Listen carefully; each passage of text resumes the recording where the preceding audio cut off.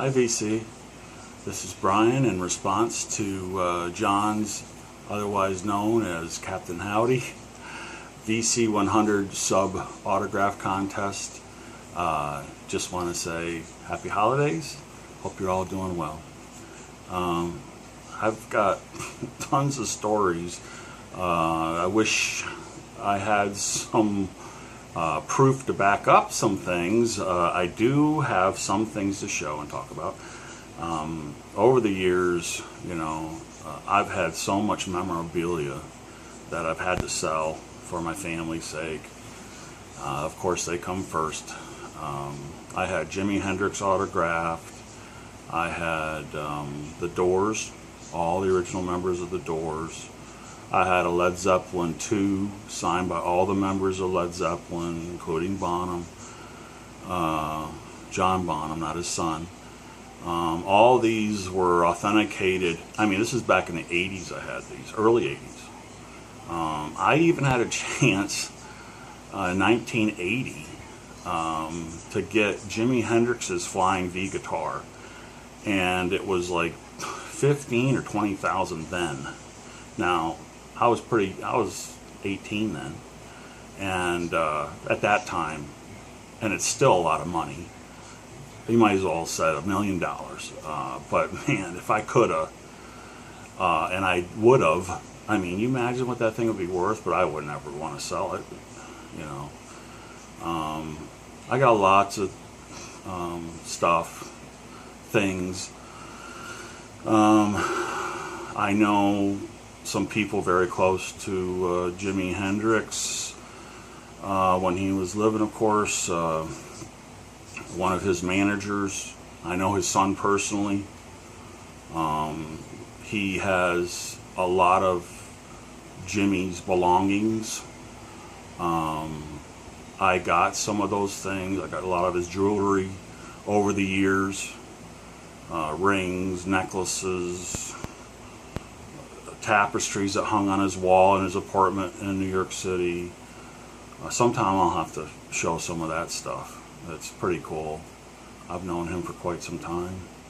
But getting to the contest, the one thing I will show quickly is here's an Al Stewart autograph I got a few years back.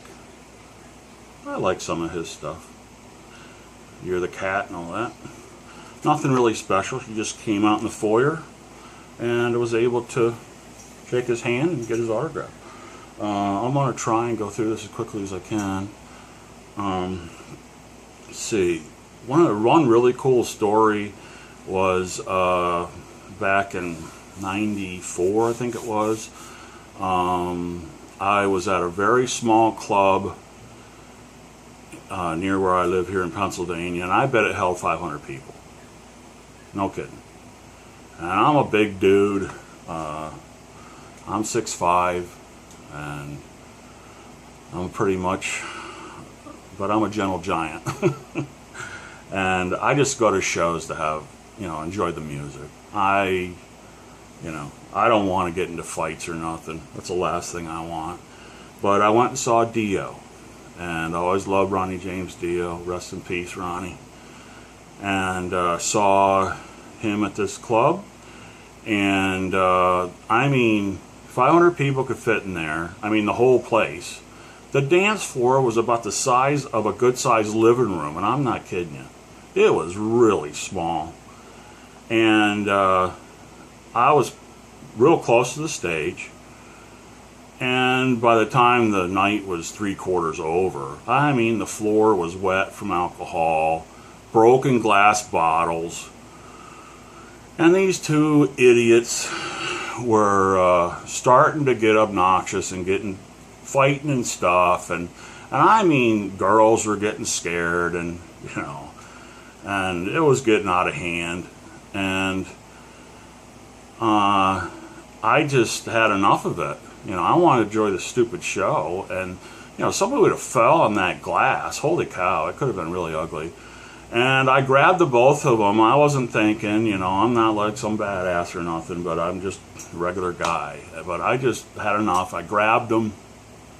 I said, knock it the hell off. And after the show was over, I mean, they did their bows, and I swear, Ronnie come up, he was right at the stage, and he said, hey, thanks for keeping the peace, man. And he shook my hand, and I mean, that meant the world to me. And then Tony G, who used to be in the band, or Tracy G, I think his name is actually, he gave me a pick. They all came up and shook my hand. I mean, it was so intimate a place. They saw everything that was going on.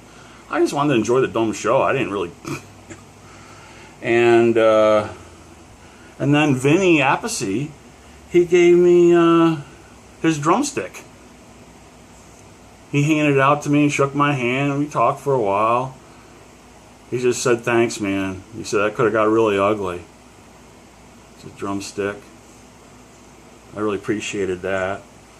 And then, let's see, I don't think I'm leaving anything out. And then a year later, or 2 or 3 years later, I saw him again. And after the show was over, Vinny remembered me. And he said, you're the dude that broke up that fight. And he gave me his drumstick from that show. I said, you remember me from that? He says, yeah, he said, that could have got really ugly. He even has, it's kind of sick, but it's got some of his blood on it. Here too, I think. Probably from, yeah, that stuff, that would cut you when you're drumming. But that was really cool. Then see, I got other things here. Sorry for yapping so much. I saw, how long is this video going? Okay. I was at Near Fest, and that was a Northeast Art Rock Festival that they used to have. That's no longer. That went on for years over here in the East Coast. And Roger Dean was there, and he's selling his posters, the guy that did the Yes covers and many other covers from different bands. And you could just walk up and talk to the guy. And there was people selling records, and I found a really cool Roger Dean cover of Green Slade, Bedside Manners Are Extra. And I was like, oh, I'm going to buy that and get him to autograph it. So here this is. Like, I love that drawing. Really good artist. Talked to him for a while. That was really cool. That's the back cover. Maybe I can unfold it for you.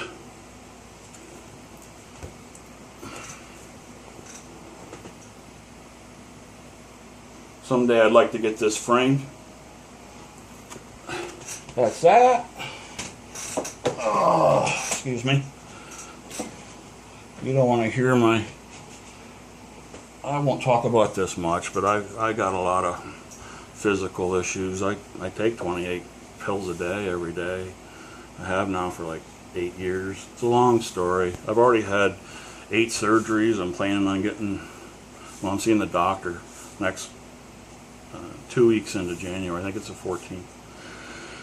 And planning number 9. And then I need a lot more after that. But enough of me. Then I was at and saw Black Sabbath. They're my all-time favorite band. The only tattoo I think, the only tattoo I do have is of Sabbath. Got that a long time ago from a tattooer named Gentle Joe. Old biker tattooer way years and years ago. I used to run around a lot of bikers.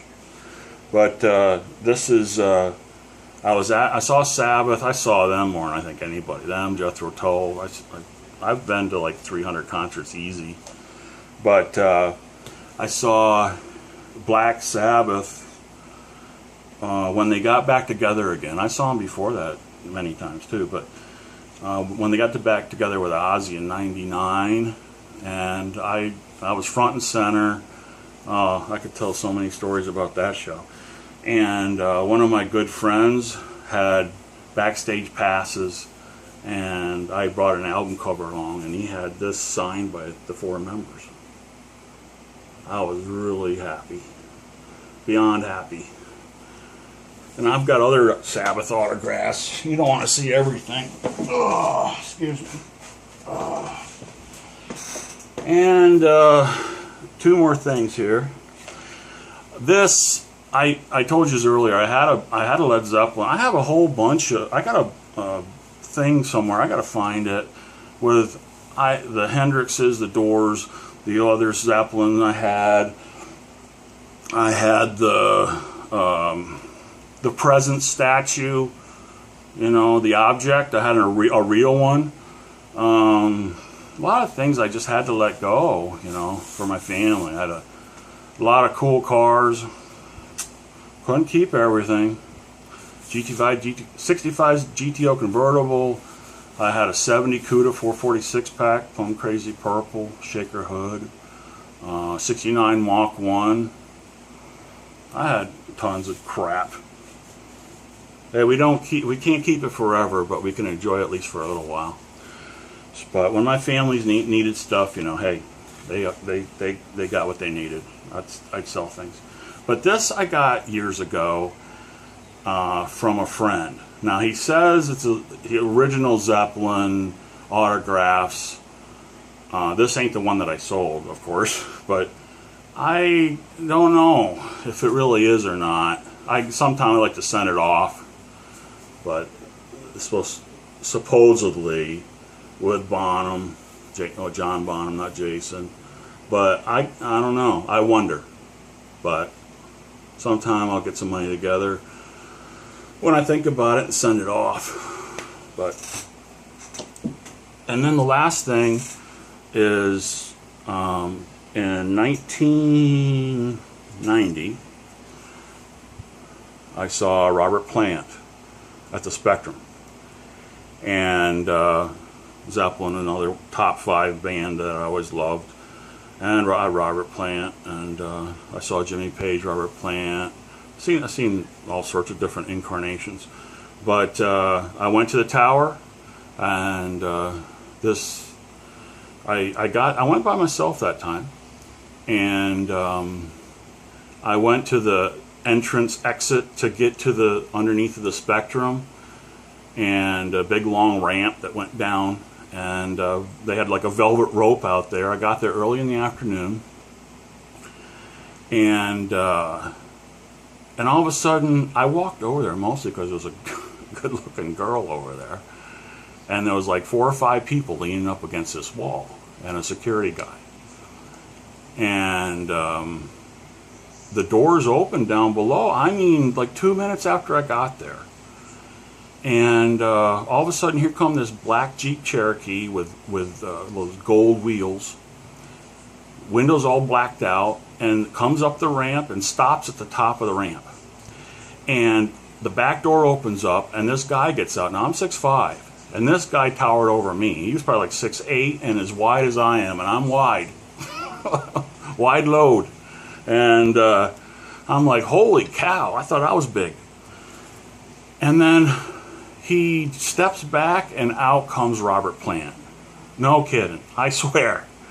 He comes out, and I mean, I'm like, oh my gosh, you know, golden god, you know. I mean, his hair was just the most blonde I've ever seen, and it was just so cool. And, you know, I'm like 20 feet away from him. Well, I think he saw that same girl that I saw, and she was dressed really pretty. And he beelines over towards her, but before he could, people were pulling in to park for the show, and this car is starting to pull in, and this girl is screaming, "Oh my God, it's Robert!"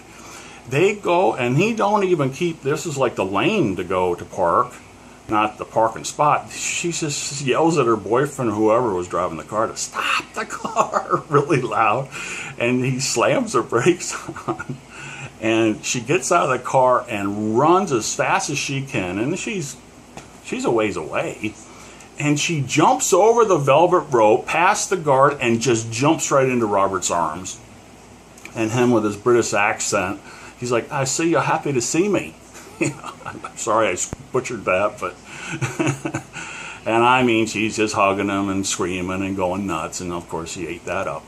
Well, after she finally settled herself, he came over and talked to that girl for a little while, and I was standing like one or two people next to her, and I mean, people are like running to come to see him. But there's only like 4 or 5 of us there. It was like maybe 4 in the afternoon, probably going out for supper before the show. But when he comes up to me, I had my ticket, and I never do this. I took my, I had like a little, a pen marker, you know, it doesn't make a, you know, a big mark like a regular magic marker. I have the pen, you guys don't want to see that, but anyhow, he signed the back of my ticket stub. And I was like just, blah, blah, blah. And I just said, Robert, you'll never know how much your music means to me. And he said, well, thank you very much, you know, with his, I'm doing like a southern British accent. And I was just beyond thrilled. I shook his hand. He gave me my pen back and the ticket, of course. And then when I walked in, you know, I'm like, whatever you do, don't tear, you know, this was before the show, of course. I said, whatever you do, don't tear this in half like they do to some concert. I said, he signed the back, and the person was nice enough to, you know, to not tear it in half. So I really cherish that. I wish I had a picture. I met Carl Palmer of Emerson, Lake and Palmer in '81. I worked at a department store near me, and he came in. He was at the Clare Brothers studio in Lidditz, Pennsylvania. They used to do a lot of sound check and set up the sounds for lots of bands around the eastern United States area. I think a lot of different places. Clare Brothers. And he came in, and he had a guy with him, and he's like, you know who this is, don't you? And I'm like, that's kind of a weird introduction, you know. I mean, I knew about ELP. I liked ELP. I had some of their stuff at the time. And I'm like, is this like a trick question? Who are you? He said, this is Carl Palmer from Asia. I'm like, oh, wow. Lucky man, I yelled. So it's really an honor to meet you. And I sold him, I live in the Lancaster County area, and a lot of Mennonites and Amish are around here. And he bought this black Mennonite vest that had the little square collar, black, a little satin on the back. And he said, this looks like what the Beatles wore. He says, I'm going to buy this. And I got him one that fit him. I fit him and everything. And I had his autograph. I got to find it. I don't know where I put it. And but that was a long time ago, too. And he says, maybe you'll see me wearing this sometime. I never checked to see if he was wearing it while he was drumming. But that was really cool, too. I got lots of more stories, and I'm sorry, John, for going all over the place in this thing. But you all take care. John, I hope you have a Merry Christmas, Happy Holidays, and peace to everybody out in the VC. I wish you all well. Take care now. This is Brian from the Vinyl Kitchen. Peace. Later.